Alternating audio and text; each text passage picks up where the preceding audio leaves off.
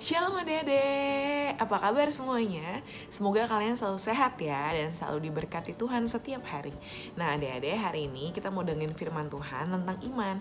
Tapi sebelum kita mau bahas firman Tuhan, kakak mau kita memuji Tuhan dulu, kita gerakin badan kita dulu. Jadi ikutin ya pujian berikut ini.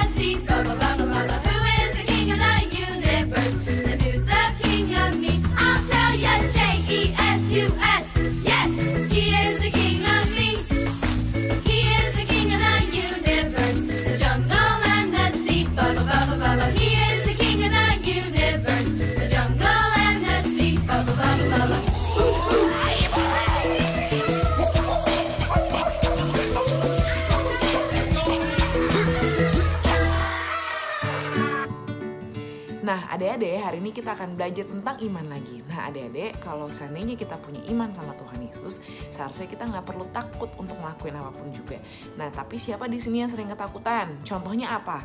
Misalnya kalau kakak suruh maju ke depan, terus nanti dia bilang, nggak mau, takut salah. Atau enggak nanti kalau seandainya disuruh nyobain belajar sesuatu yang baru, nggak mau, nyoba, takut. Daripada nanti belajar terus.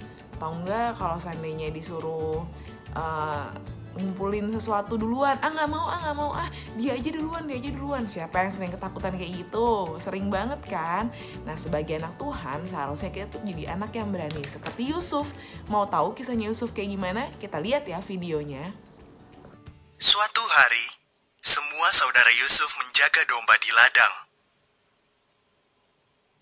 Dari kejauhan, tampaklah Yusuf datang menghampiri mereka. Segera mereka berencana untuk membunuh Yusuf, biar dapat semua mimpinya. Ruben sang kakak berkata, "Jangan, kita tidak boleh membunuh adik sendiri. Lemparkan saja ke dalam sumur kering ini." Mereka mengoyakkan jubah istimewa Yusuf dan melempar dia ke dalam sumur itu. Datanglah iring-iringan pedagang Arab berjalan menuju Mesir. "Kita jual saja Yusuf menjadi budak orang-orang Arab ini," usul Yehuda. Maka mereka pun menjual Yusuf seharga 20 keping perak.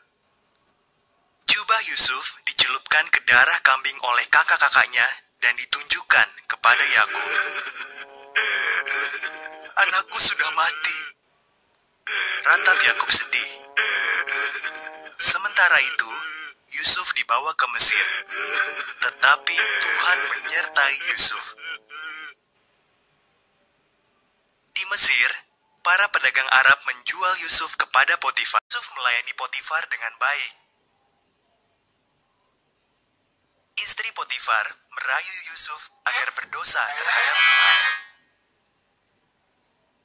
Yusuf menolak. Jadi istri Potifar memfitnahnya. Potifar mempercayai istrinya dan Yusuf dipenjara. Di penjara, Yusuf berjumpa dua orang hamba Firaun. Mereka bermimpi dan Tuhan menunjukkan maknanya masing-masing kepada Yusuf. Penjelasan penjelasan Yusuf menjadi kenyataan.